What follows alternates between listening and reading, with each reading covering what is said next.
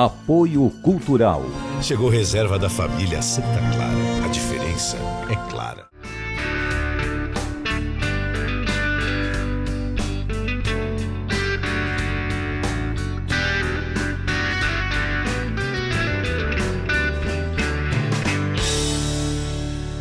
Viver Mais no Ar, e hoje a alegria de receber aqui a professora Daniele Macedo Gaspar. Professora, seja muito bem-vinda ao Viver Mais, um brinde à vida.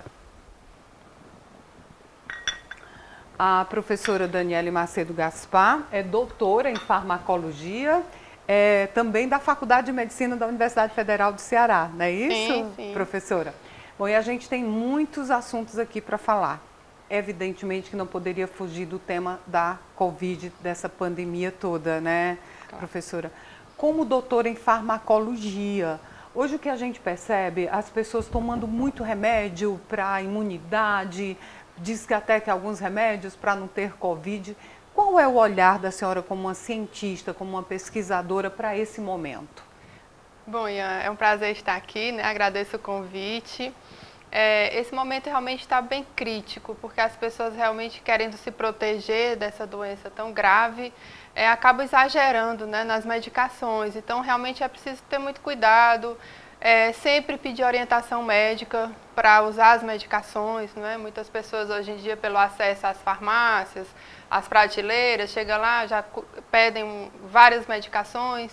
E muitos tomando também essa questão dos nutracêuticos, né, ômega 3, etc. e tal, também com o intuito de efeito anti-inflamatório, fortalecer a imunidade, mas isso tudo precisa da prescrição de um nutricionista, de um médico, né? A orientação médica nunca é demais, né? Então é importante seguir esses passos.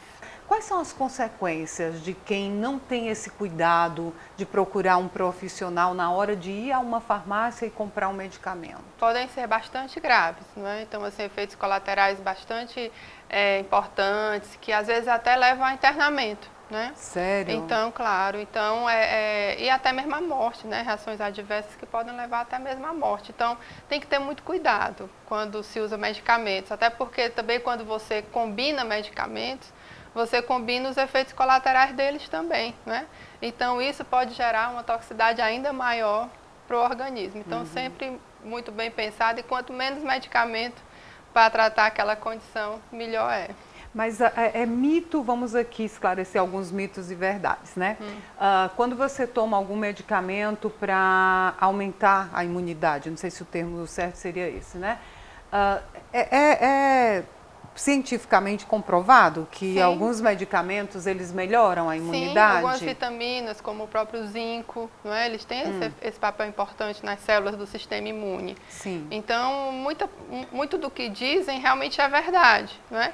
Só que precisa ser bem pensado as dosagens, não é? A combinação entre os medicamentos, para evitar um excesso, né? Porque assim, no nosso organismo, o excesso é tão pior quanto a falta, né? Então, os dois têm uma equivalência aí. Algumas vitaminas, por exemplo, o excesso causa o mesmo efeito colateral que a falta delas, né? Então, é bom que seja realmente pensada a dose e a combinação que será feita. Mas tem algumas substâncias que sim, elas aumentam bem a imunidade, conseguem ter um efeito anti-inflamatório. Então...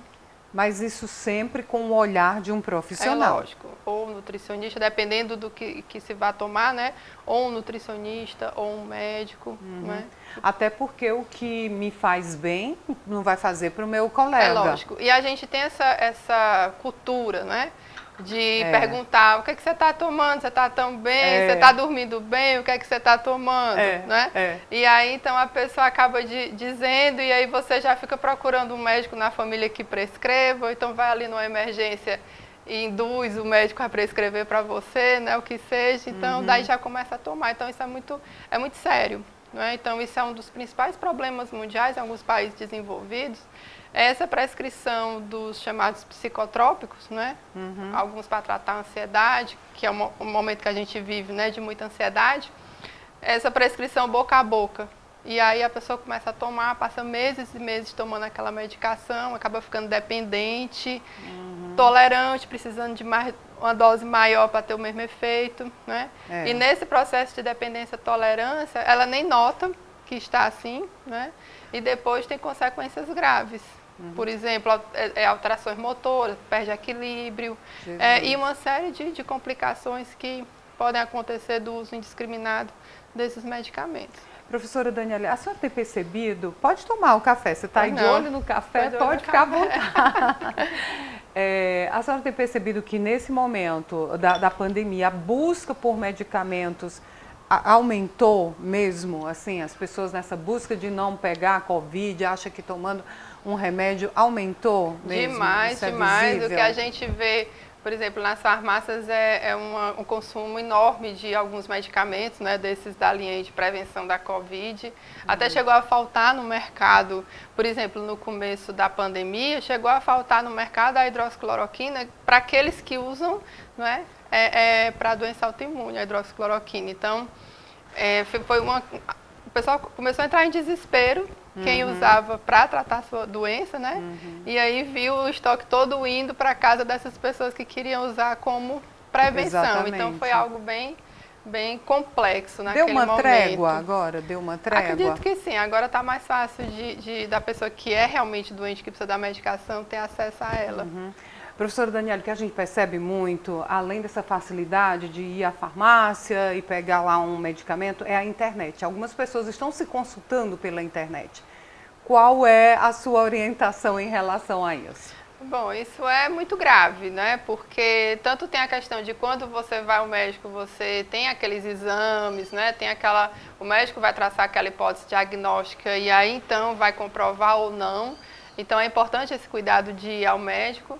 E também essa questão de ver lá um possível tratamento farmacológico, né, um medicamento para aquela doença, também isso é muito grave, porque às vezes você pode ter um efeito colateral importante daquele fármaco, a dose, né, às vezes você tem ali na internet, o medicamento pode ser usado de 20 a 100 miligramas, então qual é a dose para você, né?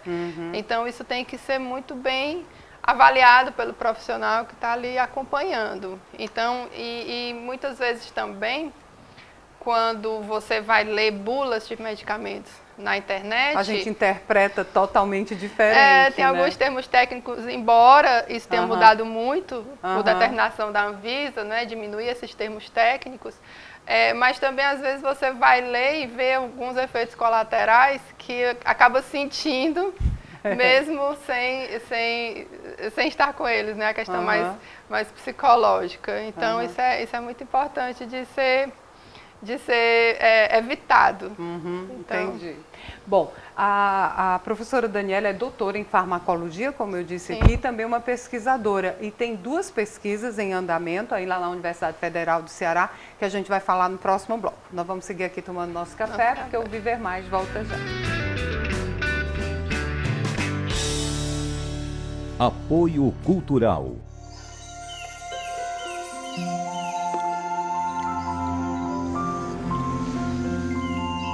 Existe um café especial que nasceu para fazer a diferença. É o que a gente tem de melhor, reservado para a sua família. Se você vivesse aqui, iria provar tudo isso. Mas como você não vive, pode provar aí mesmo na sua casa. Chegou reserva da família Santa Clara. A diferença é clara. Viver Mais de volta, tomando aqui o nosso café hoje, com a professora Daniele Macedo Gaspar, que também é uma pesquisadora da Faculdade de Medicina. Defina melhor essa pesquisa. Bom, na verdade, essa pesquisa está sendo conduzida com gestantes que contraíram Covid, né?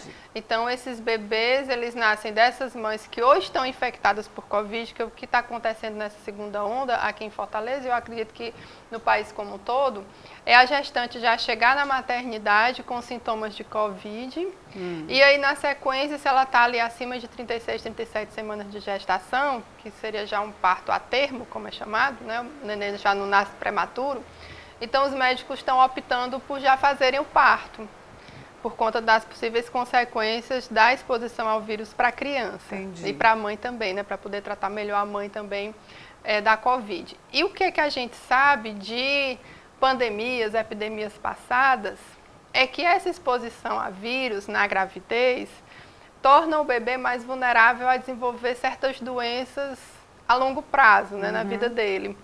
E dentre essas doenças está o autismo, está a esquizofrenia, que só vai acontecer lá pelos 16, 18, 20 anos. Então, o que a gente está tentando avaliar nessa pesquisa são as consequências para o bebê, né?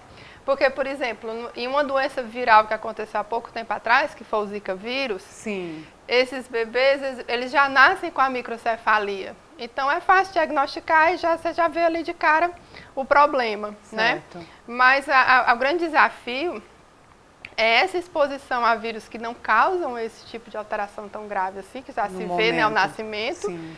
mas que vão construindo isso ao longo da vida da criança, né? Então, a gente está tentando avaliar esse risco. Logicamente, a gente não tem como levar essa pesquisa por 20 anos.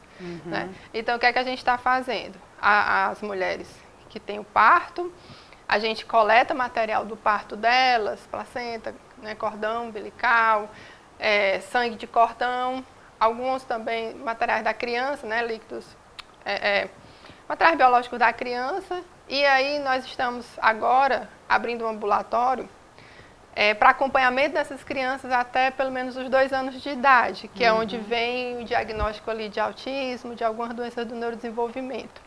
Então, na criança, a gente está comprometido a avaliar até essa idade. Se a gente conseguir mais recursos para avaliar a longo prazo, até os 15, 18 anos, então a gente já está com essa coorte, como chama, né? Com esse conjunto de crianças para serem avaliadas. É necessário muita pesquisa, muito recurso para que a gente tenha um sossego, né? Digamos assim. E a gente tentar também, que o objetivo dessa pesquisa maior é esse, no futuro, ver o que é que se pode fazer durante a gravidez que minimize esse risco. O melhor seria não engravidar num momento como esse? É o que o Ministério recomendou, não é? Porque realmente a própria grávida, assim, está morrendo muita mulher grávida por conta da Covid, assim, as mortes. Eu não sei exatamente dizer números, mas eu li que na América Latina era em torno de 1.000 mulheres por mês que morriam grávidas e puérperas, né? Logo depois do parto. Então, porque o próprio vírus, a própria gestação já causa uma série de modificações no corpo da mulher. Ainda mais com Covid. E que o vírus causa as mesmas modificações que a gravidez causa. Então, elas se submetem a um risco muito grande quando contraem Covid, né? Porque assim, quando você está grávida, a sua respiração encurta, né? A barriga cresce, a respiração encurta, então já é mais difícil de respirar. Sim. O sistema imune muda, que o próprio vírus também vai causar essa alteração. A questão vascular também altera, a grávida tem mais propensão a problemas vasculares. E o vírus também causa isso. Então, tem um monte de risco que a mulher grávida se expõe quando contrai o vírus. E, além disso, as consequências para ela, que, como eu estava dizendo, é uma grande preocupação no mundo. Está morrendo muitas mulheres no país pela Covid, né? Tanto durante a gravidez como até 40 dias depois do parto, que é um período que se considera assim, de bastante risco. A puérpera já tem esse risco muito considerável, né? Então, que é agravado pelo vírus. Então, assim, como fazer para proteger, né? Bom, mas pesquisadoras como a senhora estão aí na luta para dar um alívio, né, nessas mãezinhas, essas mulheres que desejam tanto ter um filho. Mas a doutora Daniele também tem uma outra pesquisa na questão da saúde mental, da ansiedade, que é um problema muito visível nesse momento. Mas a gente vai falar no próximo bloco. Tá bom. Seguindo aqui antes do nosso café esfriar, né, doutora Daniele? Viver Mais volta já.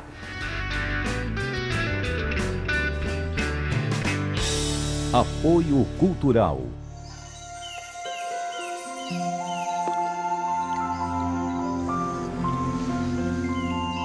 Existe um café especial que nasceu para fazer a diferença.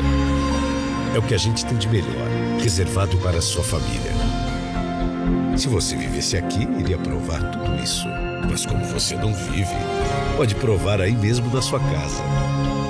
Chegou reserva da família Santa Clara. A diferença é clara.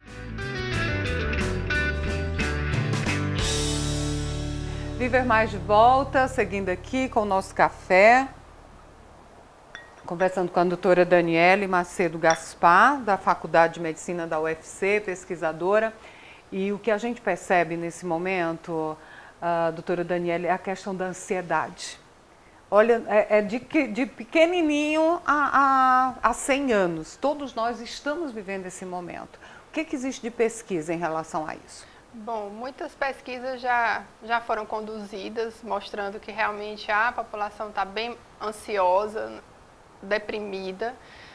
Isso é uma pesquisa bem interessante no Canadá, mais recente, mostrando que quando os governos tomam decisões mais rápidas de lockdown, etc., as pessoas ficam menos deprimidas e menos ansiosas.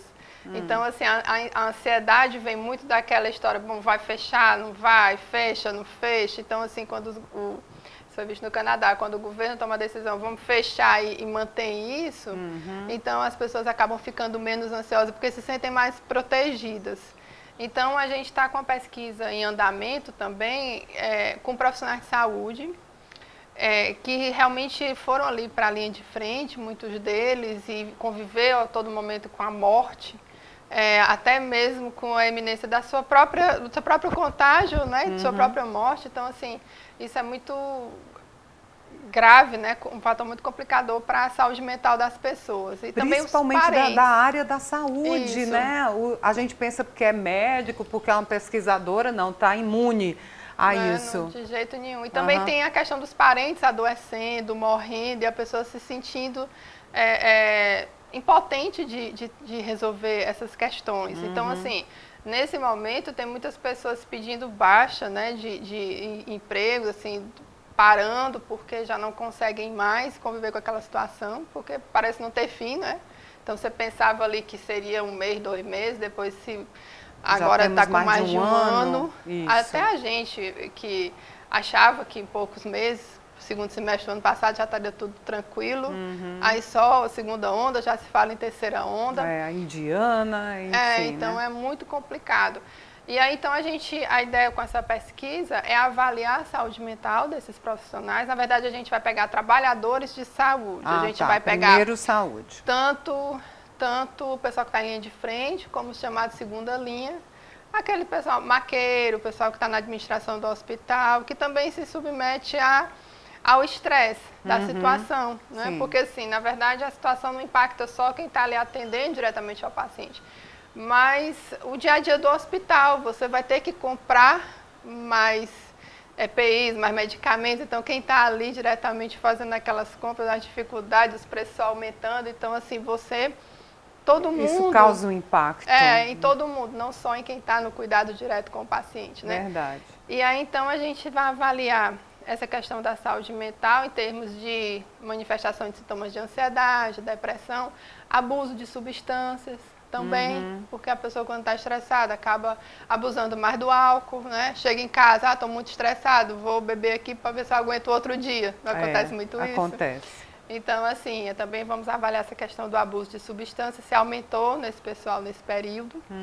E também a gente vamos aplicar também perguntas a respeito de resiliência, né? Estratégias de resiliência, ou seja, será que essas pessoas que não tiveram tanto impacto é porque fazia alguma estratégia, tipo meditação, atividade física, né? Será que isso teria um efeito positivo? Eu acredito que tem. Pois não sou pesquisadora, mas... a gente até pensa que deu, assim, só para ver os dados realmente, porque a gente vai aplicar os questionários para avaliar essa questão. E também, concomitante a isso, a gente vai avaliar também possíveis marcadores sanguíneos, ou seja, o que é que mudou no organismo dessas pessoas. Porque assim, a gente sabe que a exposição ao estresse, ela deixa marcas no nosso corpo. Com não certeza. É só a questão realmente do estresse ambiente, mas a parte biológica muda. Né? Você tem ali uma assinatura no seu corpo, a assinatura do estresse. Então, isso pode abrir precedentes para que você tenha, por exemplo, outras doenças como diabetes, hipertensão, etc. e tal. Então, essa população realmente está muito sujeita a riscos futuros de doenças. Outra questão percebida durante essa pandemia é que os médicos mais antigos, digamos assim, chegaram a esse nível de estresse. E a Faculdade de Medicina, a senhora está lá à frente, teve que, não sei se antecipar a formação de alguns profissionais mais jovens para estarem na frente. Deu resultado? Esses jovens médicos estão realmente preparados, mais leves, para viver esse momento? Sim, até a determinação do próprio Ministério, né, Ministério da Educação, juntamente com o Ministério da Saúde, foi decidido que esses jovens que tivessem completado até 75% da carga horária de estágio, eles poderiam se formar antecipadamente. Então, assim, a gente fez desde o começo do ano passado, primeiro semestre de 2020, os médicos da UFC, eles foram formados antecipadamente, pelo menos 2 meses, e esse reforço, digamos assim, é muito importante para o serviço de saúde, principalmente para atender a necessidade, por exemplo, das UPAs, né, desses atendimentos mais básicos. Eu tenho ouvido elogios a esses jovens médicos, diz que eles são mais calmos, não estão tão estressados como os profissionais mais antigos, né? E também a questão deles, assim, eles podem ficar, principalmente nesses atendimentos mais básicos, né? A questão da UTI já envolve um treinamento mais específico e mais demorado, mas assim, esse reforço é muito importante de uma pessoa jovem, motivada, tentando salvar vidas. Maravilha. Doutora Daniela, a gente já está aqui na reta final do programa, mas além de saber de todas essas pesquisas, do seu olhar para a questão de medicamento, eu gostaria também de uma visão sua em relação à maturidade. Você ainda é muito jovem, bonita, acredite, Obrigada. Mãe de 3 filhos, né? Como é que você encara, no meio dessa pandemia toda, dentro de uma universidade que exige tanto a questão da maturidade, do envelhecimento? Bom, é uma pergunta bem interessante, porque em termos assim, de ensino, né, pensando na faculdade, a gente teve muitos desafios com relação a essa questão das diferenças de idade dentro da própria universidade, porque a gente tinha professores mais maduros, que não estão muito alinhados aí com as tecnologias mais novas, e que precisou ali ligar o computador, dar aula online, que achava que isso não ia dar certo, e que o aluno não ia aprender nada, né? Muita resistência. Então, ano passado foi um ano bem complicado, assim, para quebrar a resistência de certas pessoas que tinham pouca intimidade com essa questão da tecnologia. Mas assim, uma vez que mas também não foi só o pessoal mais maduro, o jovem também, alguns tinham uma certa dificuldade, não foi só o grupo mais maduro não, mas assim, uma vez que a universidade resolveu dar cursos e treinar esse pessoal, assim, a gente viu que realmente houve um esforço enorme de aprender esse conhecimento e a ideia é realmente não deixar o jovem sem aquele conhecimento, né? No que diz respeito à pandemia, isso está tendo uma repercussão muito negativa, porque a gente está vendo países assim, já mostrando que a expectativa de vida da população está diminuindo. Diminuiu. Pelo menos um ano, 1 ano e meio. Isso é o que se pensa, né? Não se sabe ainda o dado exato, porque até eu estive lendo esse final de semana, a OMS está sugerindo que há 2 a 3 vezes mais morte do que realmente nascimento. Não, morte do que realmente está registrado, do que os entendi. Governos estão registrados. O número de mortes é 2 a 3 vezes maior do que o que se sabe. Então, assim, juntando tudo isso, quando for fazer realmente os cálculos ao final da pandemia, é que realmente a gente vai saber o quanto isso impactou na expectativa de vida, né? E aí, fora isso também, que é um grupo que acabou que idosos assim, acima de 80 anos, por terem que ficar ali confinados em casa, isso levou a um problema sério, assim, de redução de funcionalidade. Assim, a gente escuta muitas pessoas dizerem, papai, mamãe fazia tanta coisa antes da pandemia, agora já não sabe mais, já perdeu, não tem o mesmo desenvoltura, desempenho, então assim, é muito complicado deixar um idoso trancado dentro de casa. Muito. Às vezes só com um cuidador por 4, 5 meses com aquela mesma pessoa. Né? Eu tenho uma avó de 95 anos que é o que ela mais reclama. Passa o dia todinho aqui sentada no sofá. Sua avó tem 95, então você pretende chegar aos 95?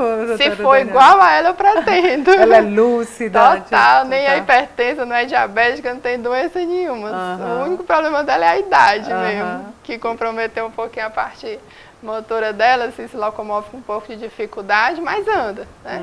Enfim, então se eu chegar àquela idade, do jeito que ela chegou e com a cabeça tão boa, quem dá conselho a gente, olha que maravilha, né? É uma pessoa muito iluminada, então, para mim como tá é ótimo. O nome da vovó? Juraci. Dona Juraci, saúde para a senhora, mais saúde. Então, mas você se cuida para chegar a essa longevidade como a vovó Juraci?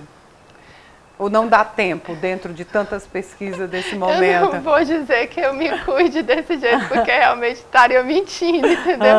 Assim, atividade física não é muito meu forte, de vez em quando eu vou ali dar uma caminhada com o Ulisses, mas assim, eu tento às vezes corrigir ali a alimentação, mas não é muito meu forte essa questão do cuidado, não. Eu tenho que melhorar. Você está nas redes sociais, dá tempo? Está interagindo ou não? Está no Facebook? No Facebook estou. Como é que está lá no Face? Daniele Macedo? Daniele Macedo. E eu quero aqui fazer o registro. A doutora Daniela é casada com um querido colega aqui da TVC, Ulisses Gaspar, faz o programa da música, né? História da música. E muito obrigada, então, porque o Viver Mais está nas redes sociais. Nós temos um canal no YouTube, Viver Mais com Ian Gomes, espero que você se inscreva. Sim, claro. Pode seguir a gente também no Instagram, Ian Gomes Jornalista, estamos no Facebook, a gente está super antenado. Se isso for depender para ter uma longevidade saudável, ó, você é uma velhinha igual a dona Juraci, a vovó Juraci. É nesse clima aqui de conhecimento que o Viver Mais de hoje termina. Obrigada. Daniela, muito obrigada. Um brinde à vida, muita saúde, boas pesquisas. Amém, para todos nós. Até o nosso próximo encontro, combinado?